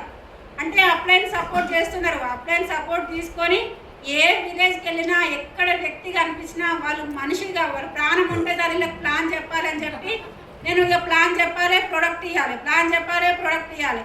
నా ఎంబడి వచ్చిన అప్లైన్సే అడిగేది, అసలు ఏం చేస్తావు అక్క, గిన్నూరు నీకు ఎట్లా తెలుసు, వీళ్ళు ఎట్లా మాట్లాడగలుగుతున్నావు. కొన్ని చోట్లల్లో రైతులు పనిచేస్తూ ఉంటారు కదా, అది మన రోడ్డు నుంచి దూరం ఉంటుంది, అయినా కూడా వాళ్ళు కారాపండి సార్ అని చెప్పి ఒక గ్రాన్యూల్స్ ప్యాకెట్లు 2 ఒకటి నెత్తి మీద ఒకటి చేతిలో పట్టుకొని అప్లయన్స్ కార్లో కూర్చుంటే నేను రైతుల దగ్గరికి డైరెక్ట్ వెళ్ళిపోయి మీరు పొలానికి ఎన్ని రోజులు అవుతుంది నాటేసి దీనికి దంట మందు చల్లిరా లేదా అని అడిగి ఈ గ్రాన్యూల్స్ వాడితే మంచి దంట వస్తుంది తాలుపోదు అని చెప్పి వాళ్ళకి చెప్పి ఆ 2 ప్యాకెట్లు అక్కడే ఇచ్చి డబ్బులు ఫోన్పే చేసుకొని అప్లైన్ దగ్గరికి పోతున్నారు. ఆల్రెడీ ప్యాకెట్లు పోయినాయి సార్ అమౌంట్ వచ్చినాయి అని చెప్తుంది. అట్లా నేను ప్లాన్ ఎట్లా అంటే పిచ్చి పట్టినట్టుగా చేసిన. 6 నెలల లోపల మా సార్కి ఏదైతే కమిట్మెంట్ తీసుకున్నానో అదే కమిట్మెంట్ ప్రకారం 1,00,000 రూపాయల చెక్కు కారు తీసుకొచ్చి మా సార్కి ఒక ఎడ్ల బండి మీద పోయే పర్సన్ 9.5 లక్షల కారు తీసుకొచ్చినాక ఎట్ల బండి ఎక్కడా కారు ఎక్కడా కదా. అంతకుముందు మీటింగ్ రమ్మంటే పక్క వాళ్ళది ఎవరైనా కారు ఉంటే ఒక 5-6 మా విలేజ్ వాళ్ళు వస్తారు జరా మీటింగ్ అని చెప్పేసి ఒకరోజు మీటింగ్కు తీసుకెళ్ళినా. మీటింగ్కు తీసుకెళ్తే ఆ మీటింగ్ కాడ దించిండు, లోపలికి వచ్చిండు. బిఎల్సి మీటింగ్ అనుకుంటా గజ్వేల్. ఆ మీటింగ్కి వచ్చి కూర్చున్నాడు. వీళ్ళ ఫ్రెండ్స్ ఫోన్ చేసి ఏంటంటే పేరెంట్ గ్రౌండ్కి నరేంద్ర మోడీ వస్తున్నాడు, అందరం పోవాలరా అని చెప్పంగానే ఆడ దించిండు. ఎప్పుడో పోయాడు. నేను చూస్తాను మీటింగ్లోనే కూర్చున్నా. నేను లంచ్ టైంలో చూసి ఫోన్ చేస్తే నేను లేను, హైదరాబాద్ ఉన్నా అని చెప్తున్నాడు. అట్లా పిచ్చి ఉంటుండే, అసలు బిజినెస్ మీద ఇంట్రెస్ట్ లేకుంటుండే. ఆ కార్ తీసుకున్న రోజు కార్ అన్వరింగ్కి వచ్చి కూడా ఇప్పటిదాకా చెప్పిండు కదా సార్, అంతే మాట్లాడిండు, ఏం మాట్లాడలే, ఏం కూడా తెలియదు. కానీ ఎప్పుడైతే కార్ తీసుకున్నామో ఆ రోజు నుంచి సార్ సీరియస్గా తీసుకున్నాడు. ఆ కార్ తీసుకున్నాక 1 మంత్కి, అంతకుముందుకు మేము ఎఫ్ఆర్యూ మీటింగ్ అటెండ్ కాలే. నేను ఫస్ట్ మీటింగ్ అటెండ్ ఏంటంటే గోప్రౌన్ మీటింగ్ అటెండ్ అయినా. ఎఫ్ఆర్యూ మీటింగ్ అనేది ఢిల్లీలో జరుగుతుంది, అందరినీ సార్ వాళ్ళు ప్రమోషన్ చేస్తారు. ఆ ప్రమోషన్లో మాకు చెప్పారనమాట, మనం కూడా ఎఫ్ఆర్యూకి వెళ్తే బాగుంటుందంటే ఒక 20-30 మందిని నేను టీం చేసుకున్నా. మా సార్కి ఒకటే చెప్పిన, మీటింగ్ పోదామంటే నేను రానని చెప్పిండు. మీటింగ్ కోసం రాకు, మనం ఎప్పుడు హైదరాబాద్ కూడా దాటి ఎక్కడికి వెళ్ళలేదు, ఢిల్లీ చూద్దాం, మనం ట్రైన్ కూడా ఎక్కలేదు కదా, ట్రైన్ ఎక్కుదాం, పిల్లలను తీసుకొని పోదాం, తాజ్మహల్ చూపిస్తారట సార్ వాళ్ళు, అక్కడ లోటస్ టెంపుల్ ఉంటుందట అని రకరకాల ఉన్నాయి, లేని తెలిసినవి తెలియని మొత్తం చెప్పినాయి కదా. మా సార్కి మైండ్ నింపిన మొత్తం మీద ఢిల్లీ పట్టుకొని పోవాలని చెప్పేసి. అట్లా ఢిల్లీకి 2 పిల్లలను మా సారు నేను ఒక 30 మెంబర్స్తోని మేము ఢిల్లీ మీటింగ్ అటెండ్ అయినాం. అటెండ్ అయినాక మీటింగ్ కంటే 1 డే ముందే అన్ని ట్రిప్స్ అన్నీ చూపించేసారు సార్ వాళ్ళు. అదంతా చూసిండు, ఖుషి అయ్యిండు, బాగుంది, మంచిగా ఢిల్లీ అయితే చూపించినవని అన్నాడు. నెక్స్ట్ డే ఏమంటాడు, మీటింగ్ రామంటే నేను ఢిల్లీ చూస్తానికి వచ్చినా కానీ మీటింగ్ రాలే అంటాడు. ఒక్క అర్ధగంట సేపు విన్నాక నచ్చకపోతే నువ్వు సపరేట్గా వచ్చి రూమ్లో కూర్చో, మేము వింటామని చెప్పిన. తీసుకుపోయి మీటింగ్లో కూర్చోబెట్టిన. డౌన్ లైన్స్ చూస్తున్నా, ఈయనని చూస్తున్నా, వాళ్ళు ఎడబోతారో ఈయన ఎడబోతారో అనే టెన్షన్ ఉంది నాకు. కానీ అక్కడ Tengalapalli Srinivas sir, Salim sir, Kulkarni sir వాళ్ళు అందరూ కూడా అప్పుడు డియూసీడ్ రికగ్నేషన్స్ అనమాట. వాళ్ళు అవి చూస్తుండు, ఒక విజిల్ కొనుక్కొచ్చుకుంటూ అందరికంటే ముందే విజిల్ వేసుకుంటూ ఎదుర్కొంటూ డ్యాన్సులు చేస్తూ ఉండు.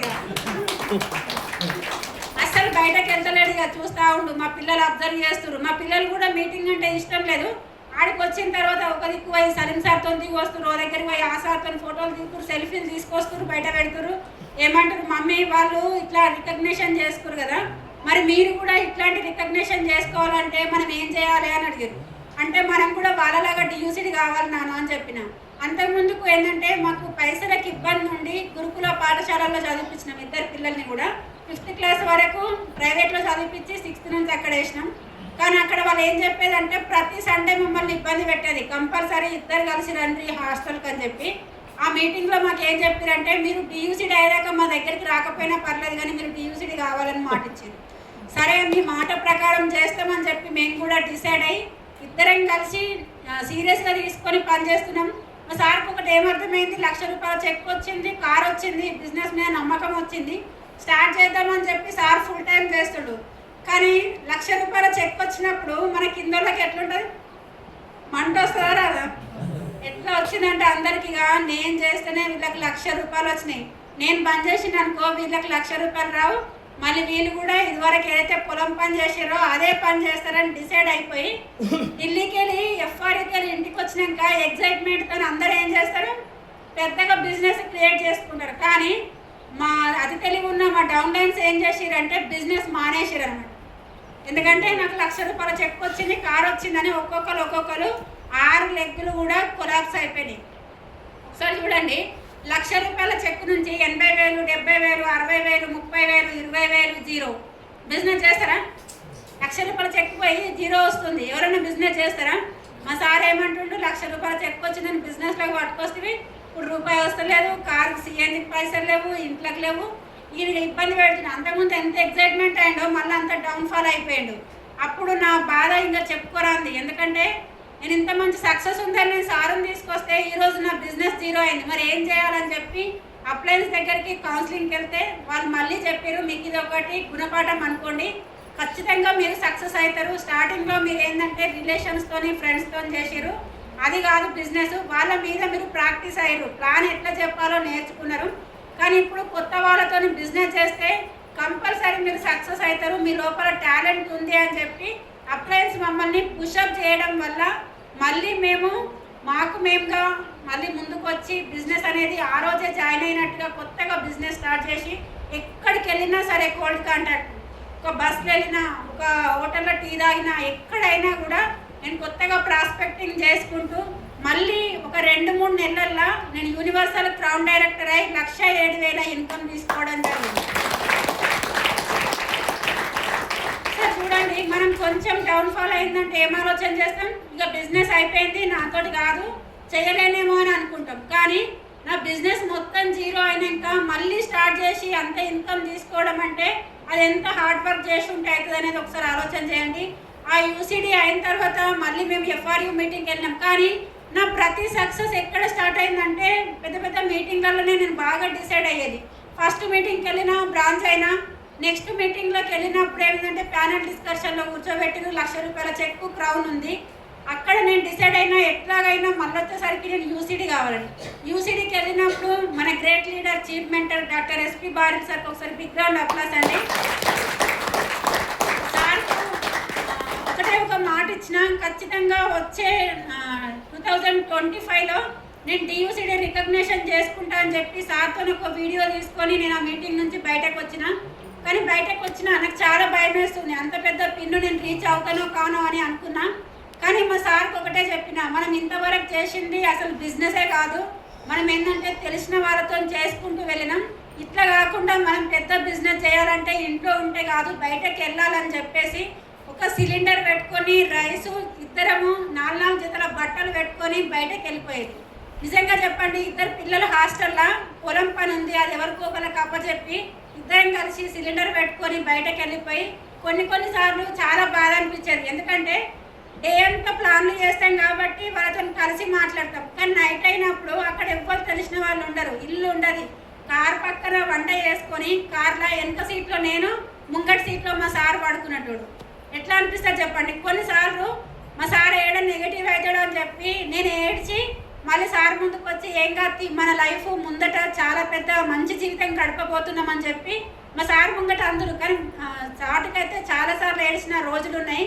అట్లా కమిట్మెంట్ తీసుకున్నాం. ఇంట్లోకి వెళ్ళిపోయినామంటే ఒక్కొక్కసారి 2 నెలల వరకు కూడా మేము ఇంటికి వచ్చే వాళ్ళం కాదు. కానీ విలేజ్లో అందరూ ఏమనుకుంటున్నారంటే లక్షల కొద్ది ఇన్కమ్ వస్తుంది, వీళ్ళు మంచి జీవితాన్ని గడుపుతారు కాబట్టి ఎక్కడో ఉండి ఎంజాయ్ చేస్తారు అని ఇంట్లో వాళ్ళు అనుకుంటున్నారు.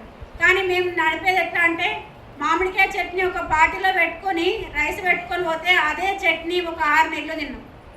నిజంగా ఒక 6 నెలలు.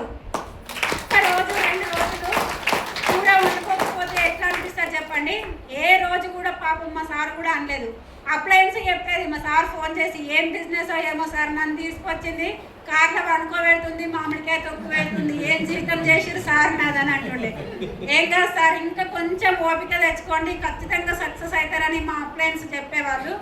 అట్లా చెప్పడం వల్ల వెమ్లవాడ టెంపుల్ ఉంది కదా, మీరు అనుకుంటారు కావచ్చు ఏదో లగ్జరీ రూమ్ తీసుకున్నారు అట్లా అని చెప్పేసి. వెమ్లవాడ టెంపుల్ అలా ఓపెన్ ప్లేస్ ఉంటుంది కదా, విజిటర్స్ వచ్చే ప్లేసు, ఆ ప్లేస్లో కార్ పార్కింగ్ చేసుకొని అక్కడ వంట చేసుకొని కార్లో పడుకొని మార్నింగ్ లేచి గుండంలో స్నానం చేసి గుళ్ళకి పోయి దర్శనం చేసుకొని మార్నింగ్ నుంచి మళ్ళీ ప్లాన్లోకి వెళ్ళిపోయేవాళ్ళం. అట్లా చేసినాం నిజంగా. ఇంకొకటి ఏంటంటే ఇందాక మా సార్ చెప్పిండు కదా వాగు అని చెప్పేసి, ఇట్లా కోల్డ్ కాంటాక్టింగ్ ఎట్లా స్టార్ట్ చేసిన అంటే స్టార్టింగ్లో నేను ఒక గ్రూప్లలో సీఏగా చేసిన కాబట్టి విలేజ్కి అంగన్వాడీ టీచర్లు ఉంటారు, ఆశా వర్కర్లు ఉంటారు, సీఏలు ఉంటారు కదా.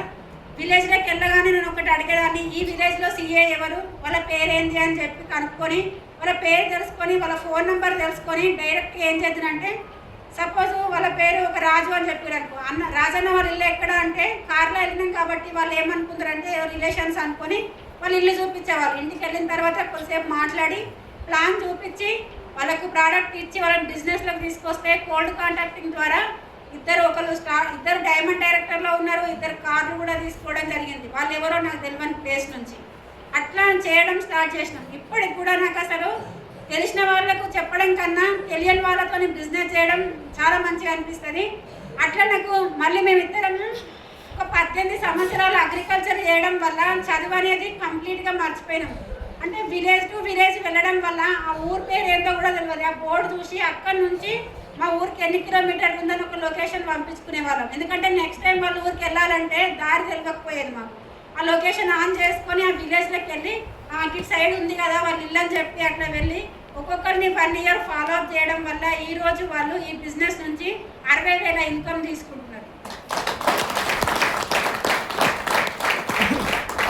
ఒక రోజైతే సార్ చెప్పిండు కదా ఇంతకుముందుకు వాగు పోతుందని చెప్పేసి, పోయేటప్పుడు వర్షం లేదు, వచ్చేటప్పుడు ఆ డౌన్ లైన్స్ ఎవరైతే ఉన్నారో వాళ్ళని దించి వస్తుంటే కొండ చిల్వ ఉంది. నైట్ 1 o'clock అవుతుంది కొండ చిల్వ. దాన్ని దాటేసి మళ్ళీ కొంచెం ముందుకు వచ్చినాం. ముంగట ఒకటి పోతుంది కాలువ, నదిలాగా వెనుకట ఒకటి పోతుంది, మధ్యలో మేమున్నాం. మా సార్ మధ్యలో కారాపు ఏం చెప్తుందంటే అప్పటికి ఇన్కమ్ ఉంది కానీ మా సార్ ఏమంటుండో లక్షలు అని తీసుకొస్తే ఈ నదిలో కొట్టుకపోతే మా అంటే లక్షలు పోతాయి, మనం పోతాం, కూరగాయలు ఆగమవుతారు, నువ్వేం బిజినెస్ అయ్యో రేపటి నుంచి బిజినెస్ అయ్యొద్దు అని చెప్పాడు. ఇవాళ అయితే ఇంటికి పోయా చూడు, రేపు బిజినెస్ అంగ తర్వాత చూద్దామని చెప్పిన. అట్లా మేము ఎట్లా అంటే అప్లయన్స్కి ఆ టైంలో ఫోన్ స్టార్ట్ చేస్తే ఇంటికి వచ్చేంత వరకు మా అప్లయన్స్ కూడా వండుకోలేకపోయాను. ఇంటికి వచ్చి రీచ్ అయ్యేంత వరకు నేను ఫోన్ మాట్లాడుతూనే ఉంది, ఎందుకంటే భయంతో. మళ్ళీ ఇంకొక సిచ్యువేషన్ ఏంటంటే మా బండి అనేది సిఎన్జి తక్కువ ఉంది, పెట్రోల్ తక్కువ ఉంది, 2 కొట్టుకుంటున్నాయి, మధ్యలో నాది ఉంది. అసలు మేము వెళ్తామన్న గ్యారంటీ కూడా లేదు ఆ టైం లోపల. సిద్దిపేటకు వచ్చినాక మా అదృష్టం ఒక పెట్రోల్ బంక్ ఓపెన్ ఉండడం వల్ల ఆ రోజు మేము ఇంటికి రీచ్ అయినాం. అట్లా సీరియస్గా తీసుకొని పనిచేసినాం. ఏంటంటే వచ్చే వాళ్ళు వస్తూనే ఉంటారు, పోయే వాళ్ళు పోతూనే ఉంటారు. వాళ్ళ కోసం మనం బిజినెస్ చేయలేం. మనం బిజినెస్లో ఎప్పుడైతే లాగిన్ అయినామో లాగిన్ అయిన రోజు ఏమైనా ఆలోచన చేస్తాం, నేను సక్సెస్ కావాలని ఆలోచన చేస్తాం. ఆ రోజు మన వెనక ఎవ్వరు ఉండరు. కానీ మనం బిజినెస్ చేస్తున్న క్రమంలో ఏమవుతుందంటే 5-6 వచ్చి వాళ్ళు వెళ్ళిపోయినప్పుడు నా బిజినెస్ డల్ అయింది, నేను సక్సెస్ అవుతానా కానా అని మనకు డౌట్ ఉంటుంది. కానీ మేము ఏ రోజు కూడా వాళ్ళ కోసం ఆలోచన చేయలేదు. నేను ఇప్పటికి కూడా చెప్తున్నా, నా కింద ఒక్క లెగ్గు లేకుండా అందరు వెళ్ళిపోయినా కూడా మళ్ళీ ఈరోజు నేను స్టార్ట్ చేసి మళ్ళీ టీయూసీడీ కావాల్సినంత నాలెడ్జ్ నా లోపల ఉంది. ఇదంతా ఎక్కడి నుంచి వచ్చిందంటే మన విన్నింగ్ టీమ్ సిస్టమ్ ద్వారా నేను నేర్చుకున్నాను. ఎవరైనా సరే కన్సిస్టెన్సీగా పనిచేయడం స్టార్ట్ చేయండి. రెగ్యులర్గా పనిచేస్తే సక్సెస్ అవుతుంది. కానీ ఎప్పుడో అమావాస్యకు ఒకటి పుణ్యంకి ఒకటి ప్లాన్ చేస్తే అది సక్సెస్ కాదు. నిజంగా ఒక్కొక్కసారి అప్లయన్స్ని కూడా కౌన్సిలింగ్కి తీసుకెళ్ళేదాన్ని. ఎందుకంటే మేము ప్లాన్ చెప్పినాక కొన్నిసార్లు మనం ఏం చేస్తాం, ప్లాన్ చెప్తాం, ప్రోడక్ట్ ఇస్తాం, మీటింగ్లకు రమ్మంటాం రారు, జూమ్కి రమ్మంటాం రారు. అప్పుడు నేను ఏం చేసేదానంటే ఒక వారం రోజులు ప్లాన్ చేసినాక మా అప్లయన్స్ని తీసుకొని వెళ్ళేది. అట్లా కౌన్సిలింగ్కి తీసుకెళ్ళినప్పుడు మేం కాదు మా అప్లయన్స్ని కూడా పెట్రోల్ బంక్లలో పడుకోబెట్టినాను. పెట్రోల్ బంక్లలో కార్లలోనే పడుకున్నాం. మా సార్ వాళ్ళు అంటుండ్రి ఇంటికి వెళ్ళిపోదాం అక్క అంటే, లేదు రేపు ఇంకొక 2 కౌన్సిలింగ్లు ఉన్నాయి సార్, ప్లీజ్ 2 చూసుకొని పోదామని చెప్పేస్తే వాళ్ళు కూడా నాకు టైం ఇచ్చి టైం స్పెండ్ చేసి మాకు సక్సెస్ అయ్యేంత వరకు వాళ్ళు కూడా మాకు చేయూతనిచ్చారు. నిజంగా బయట చూడండి సక్సెస్ కావడానికి ఎవరైనా సీక్రెట్ చెప్తారా? చెప్పరు. కానీ ఇక్కడ మాకు 0 నాలెడ్జ్, మాకు ఎలాంటి నాలెడ్జ్ లేదు. ఇప్పటికి కూడా మాకు జనాలతో ఏం మాట్లాడుతున్నామో తెలియదు. ఏమున్నా ప్రోడక్ట్ డెమో ఇవి మాత్రమే తెలుసు. కానీ అప్లయన్స్ చేయి పట్టుకున్నాం కాబట్టి ఈరోజు ఈ పిన్ అచీవ్మెంట్ చేయగలిగినాం, ఇంత మంచి సక్సెస్ తీసుకోగలుగుతున్నాం. ఇందాక మా సార్ చెప్పిండు వ్యవసాయం చేసేటప్పుడు ఒక 2 ఎకరాల ల్యాండ్ అమ్మేసినాం. కానీ ఈ బిజినెస్ ద్వారా మేము మొన్న రీసెంట్గా 1/2 ఎకరా ల్యాండ్ కూడా కొనుక్కోవడం జరిగింది. ఈ ఫేక్ కంపెనీలు వచ్చినప్పుడు కొంతమంది నెగిటివ్ పీపుల్స్ ఏం చెప్తారంటే వెస్టీజా చెప్పంగానే అడుగుతారు. మనము చెప్పంగానే వెస్టీలో చేస్తున్నావా, జాయిన్ అయినవా, వాళ్ళు వేరే వాళ్ళు చేసిర్రు, వాళ్ళు సక్సెస్ కాలేదు, నీతో కూడా కాదు, మానేసేయ అని చెప్తారు. వాళ్ళకు వెస్టీజ్ గురించి ఏం తెలుసు? ఏం కూడా తెలియదు, ప్రోడక్ట్ తెలియదు, ఏం తెలియదు. నేను మొన్న రీసెంట్గా ఒక దగ్గరికి ప్లాన్ చెప్పడానికి వెళ్ళినాము. ప్లాన్ చెప్పడానికి వెళ్ళినప్పుడు నేను ఒక ప్రాజెక్ట్లో పనిచేస్తున్నాము, అది ఇదని కొంచెం నేను స్టార్ట్ చేయగానే మీరు చెప్పేది వెస్టీజా అని అన్నారు. అవును అని చెప్పగానే ఎవరైనా తెలుసా అంటే మా ఇంట్లో మా వదిననే చేస్తుంది, కార్ తీసుకుంది, 50,000 ఇన్కమ్ వస్తుంది, కానీ అది ఫేక్ అంటున్నాడు. అంటే ఎంత టాలెంట్ ఉన్నదో ఒకసారి ఆలోచన చేయండి. అనగా నేనన్నా ఫేక్ కదా, మరి ప్రోడక్ట్ వాడినవా అని అడిగిన, లేదు అన్నాడు. మరి డెమో చూసినావా అని అడిగిన, లేదు అన్నాడు. కంపెనీ ఎప్పుడు స్టార్ట్ అయిందో తెలుసా అన్న, లేదు. మరి ఫేక్ అని ఎట్లా అంటున్నావు అని అంటే అందరు అంటారు నేను అంటున్నా అన్నాడు. అనగానే అట్లా అనడం కరెక్ట్ కాదు. ఫస్ట్ ప్రోడక్ట్ వాడుకొని నీకు నచ్చనప్పుడు చెప్పు ఫేక్ అని. కానీ ఇంట్లో మీ పక్కన మీ వదిన స్టార్ట్ చేసి బిజినెస్ ఇంత ఇన్కమ్ తీసుకుంటే నువ్వు ఇట్లా చెప్తున్నావు అంటే ఇది కరెక్ట్ కాదు, నువ్వు కూడా ట్రై అయ్యి ఖచ్చితంగా నువ్వు కూడా సక్సెస్ అవుతావు అని చెప్పాను. మళ్ళీ ఇంకొకటి ఆయనకి డైరెక్ట్ చెప్పిన, ఫస్ట్ నీ ఈగో ఫీలింగ్ ఏంటంటే మీ వదిన చేస్తుందని నీకు ఈగో ఉంది, అక్కడ అది పక్కన పెడితే నువ్వు సక్సెస్ అవుతావు అని చెప్పింది. అట్లా చెప్తారా మనం బయటకు పోయినప్పుడు? చెప్పాం. ఎవరైనా ఫేక్ అనగానే అప్లైన్కి ఫోన్ చేస్తాం, సార్ వీళ్ళకి చెప్పిన చెప్పినా వాళ్ళకి చెప్పినా ఫేక్ అంటారు, నో అంటారు, ఇక బిజినెస్ కాదని చెప్పి అప్పుడైన ఫోన్ కూడా మనం లిఫ్ట్ చేయకుండా ఉంటాం. అవునా కదా? నాకు ఎన్ని రిజెక్షన్స్ వచ్చినాయి తెలుసా? నేను ఐకేపీలో చేసినప్పుడు అమ్మాయి వాళ్ళు పొద్దున్న లేవగానే మేము వెస్టీజ్ కాటన్లు తీసుకొని బయటకు స్కూటీ మీద, మా సార్ రాకముందుకు స్కూటీ మీద బయటకు వెళ్తుంటే సబ్బులమ్మ పోతుంది, ఇక సరుకులమ్మ పోతుంది, ఈమెనట ఏమో తీసుకొస్తుందట, ఇంత 2000 వస్తున్నాయి, బీడీలు చేస్తే 3000 వస్తాయి, ఇవన్నీ మానేసి ఇద్దరు తీసుకొని పోతుందనంటే నేను ఒకటే చెప్పిన, ఈరోజు మీరు ఇంత ఎక్కిరిస్తున్నారు కదా, ఒక 6 నెలల్లో మా ఇంటి ముంగట ఒక కారు ₹1,00,000 చెక్కు తీసుకొచ్చి పెడతా, అప్పుడు మీ ముఖాలు ఎట్లుంటాయో చూస్తా అని చెప్పిన. అంటే నిజమా అని అన్నారు. నిజంగా చెప్పిన. మా కారు ఇంటి ముంగట ఆగిన రోజు మళ్ళీ పోయి కలిసిన వాళ్ళకు స్వీట్ బాక్స్ తీసుకొని పోయి ఆ రోజు అన్నారు కదా అన్న, ఇగో నేను కారు తీసుకున్నా, ఇగో నా అకౌంట్లో ₹1,00,000 చెక్ ఉంది చూడురి అని చూపించినప్పుడు నీతోటి అవుతుంది, నువ్వు చేస్తావు కానీ మాతోటి కాదని చెప్పి. అంటే వాళ్ళు అట్లనే అంటారు, మన పని మనం చేసుకుంటూ పోతూనే ఉండాలి. ఎన్నో రిజెక్షన్స్ ఫ్యామిలీ నుంచి వచ్చినాయి. ఇప్పటికి కూడా మా విలేజ్లో మేము వెస్టీజ్ బోర్డు వేసినాం. మా ఇంటికి, మా విలేజ్లో మా ఇంటి పేరు మర్చిపోయారు, వెస్టీజ్ వాళ్ళు లేరు, వెస్టేజ్ వాళ్ళు అంటారు. ప్రతి ఒక్క అంటే ఫంక్షన్కి వెళ్ళినా కూడా వెస్టీజ్ వాళ్ళు వచ్చిర్రా అంటారు. అయినా సరే ఎంత పెద్ద కంపెనీ పేరు పెట్టి పిలుస్తాడు, నేను ప్రౌడ్గా ఫీల్ అవుతా. ఏ రోజు కూడా నేను నామూష్గా ఫీల్ కావాల్సిన అవసరం లేదు. ఏ రోజైతే నేను బిజినెస్ స్టార్ట్ చేసినో ఆ రోజు నుంచి ఇప్పటికి కూడా నేను అంత ఇంపార్టెంట్ అనుకుంటేనే ఆ పెళ్ళికి కానీ ఆ దావత్కి కానీ అటెండ్ అవుతాను, లేకపోతే నాకు అవన్నీ అవసరం లేదు. ఎందుకంటే మనము ఒక 20 సంవత్సరాల నుంచి ప్రతి దావత్ అటెండ్ అవ్వకుంటూ వెళ్ళినాం, కానీ ఏం మిగిలినాయి? అప్పులు మాత్రమే మిగిలినాయి. ఏమన్నా వచ్చిందా? ఏం లేదు. కానీ ఇక్కడ ఒక 3 సంవత్సరాలు కష్టపడితే 9.5 లక్షల కారు తీసుకున్నాం. మా సార్ బిజినెస్ వద్దంటే 3 దేశాలలో పంపించిన. ఈరోజు లక్షల ఇన్కమ్ తీసుకుంటున్నాం, పిల్లలను మంచి లైఫ్ లీడ్ మంచి చదువు చదివిస్తున్నాం, రోజు ఏసీ కార్లలో తిరుగుతున్నాం. ఇంతకన్నా ఎక్కువ ఏం కావాలి? ఒక గవర్నమెంట్ ఆఫీసర్ కూడా ఇట్లుందా? ఒకసారి ఆలోచన చేయండి. తర్వాత ఇప్పుడు మేము ఇప్పటిదాకా సక్సెస్ ప్రొఫైల్ చూపించారు. ఒక నార్మల్గా మేము ఇంటర్మీడియట్ చదువుకున్న పర్సన్స్ను 9 దేశాలలో ఒక సెలబ్రిటీ లైఫ్ని లీడ్ చేస్తున్నాం. ఇంతకంటే ఎక్కువ ఇంకేం కావాలి? సరే ఆలోచన చేయండి. ప్రతి విలేజ్కి వెళ్ళినా మీరు వెస్టీజ్ వెళ్ళా అని చెప్తారు. అక్కడికి వెళ్ళి ఏదైనా వస్తువు కొనాలని పోతే గుడ్ మార్నింగ్ అంటారు. అప్పుడే అనుకోవాలి వీళ్ళు వెస్టీజ్ వాళ్ళు ఉన్నట్టున్నారు అని చెప్పేసి.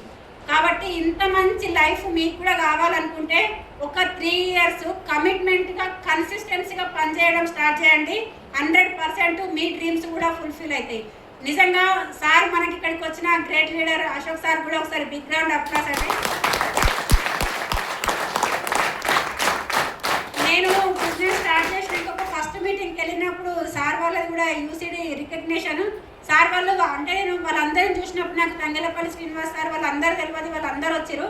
కానీ అశోక్ సార్ని చూసినప్పుడు అనిపించింది, ఎందుకంటే పక్క విలేజ్ వర్గల్ నుంచి ఒక ఫోటోగ్రఫీ ఫీల్డ్ నుంచి సార్ యూసీడ్ అయిందంటే ఈ బిజినెస్ను నమ్మొచ్చని నాకు ఆ రోజు కూడా అనిపించింది. కాబట్టి సక్సెస్ అయిన లీడర్స్ని చూసి నిలబడ్డా నేను కూడా సక్సెస్ అయినా. ఇక్కడ విన్ టు విన్, మనం ఒకరిని గెలిపిస్తే మనం గెలిపిస్తాం, కానీ బయట ఒకరిని దొక్కితే వాళ్ళు గెలుస్తారు. అవునా కదా? కానీ ఇక్కడ ఇంకొక విషయం ఏంటంటే ఒక సర్పంచ్గా 5 సంవత్సరాల పదవి ఉంటుంది. దానికోసం ఎంత ప్రమోషన్ చేస్తారు వాళ్ళు ఎలక్షన్ మూమెంట్లో. ప్రతి ఇంటికి డే అండ్ నైట్ మిడ్-నైట్ వరకు కూడా వాళ్ళ కోట్ల కోసం ప్రమోషన్ చేస్తూ ఉంటారు. కానీ మనం 3 తరాల జీవితం మారుతుంది అంటే రెగ్యులర్గా మనం అంతా ఎందుకు కష్టపడకూడదు? ఒక 3 సంవత్సరాలు కన్సిస్టెన్స్గా అంత హార్డ్ వర్క్ చేస్తే మన లైఫ్ లగ్జరీ ఉంటుందా లేదా? ఈరోజు మన తంగెలపల్లి శ్రీనివాస్ సార్ కానీ సలీం సార్ కానీ కోట్లల్లో ఇల్లు కడుతున్నారు. సార్ కూడా అశోక్ సార్ కూడా తీసుకున్నాడు కోట్లల్లో. ప్రతి ఒక్క ఫారిన్ ట్రిప్స్ ఎంజాయ్ చేస్తారు. మరి వాళ్ళు కూడా చదువుకుంది ఎంత?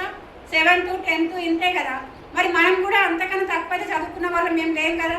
దీంట్లో అయినా మనం చదువు అవసరం లేదు, మన ఎక్స్పీరియన్స్ అవసరం లేదు, పెట్టుబడి పెట్టడం లేదు, తర్వాత జెండర్తోనూ అవసరం లేదు. మనం ఎవరైతే మనకు అప్లైన్ రూపంలో వచ్చే అవకాశం ఇచ్చిరో వాళ్ళ చేయి పట్టుకొని ఒక 3 సంవత్సరాలు కన్సిస్టెన్సీగా పనిచేస్తే ఖచ్చితంగా వాళ్ళు ఏదైతే లైఫ్ని లీడ్ చేస్తారో మనం కూడా అట్లాంటి లైఫ్ని లీడ్ చేసే అవకాశం ఉంది. దీన్ని ఎవ్వరు కూడా మిస్గైడ్ చేసుకోకుండా, మిస్యూజ్ చేసుకోకుండా ఫాలో అయితే మన డ్రీమ్స్ అన్నీ కూడా ఫుల్ఫిల్ అవుతాయి. నాకు ఈ అవకాశం ఇచ్చినందుకు thank you sir. Back to host.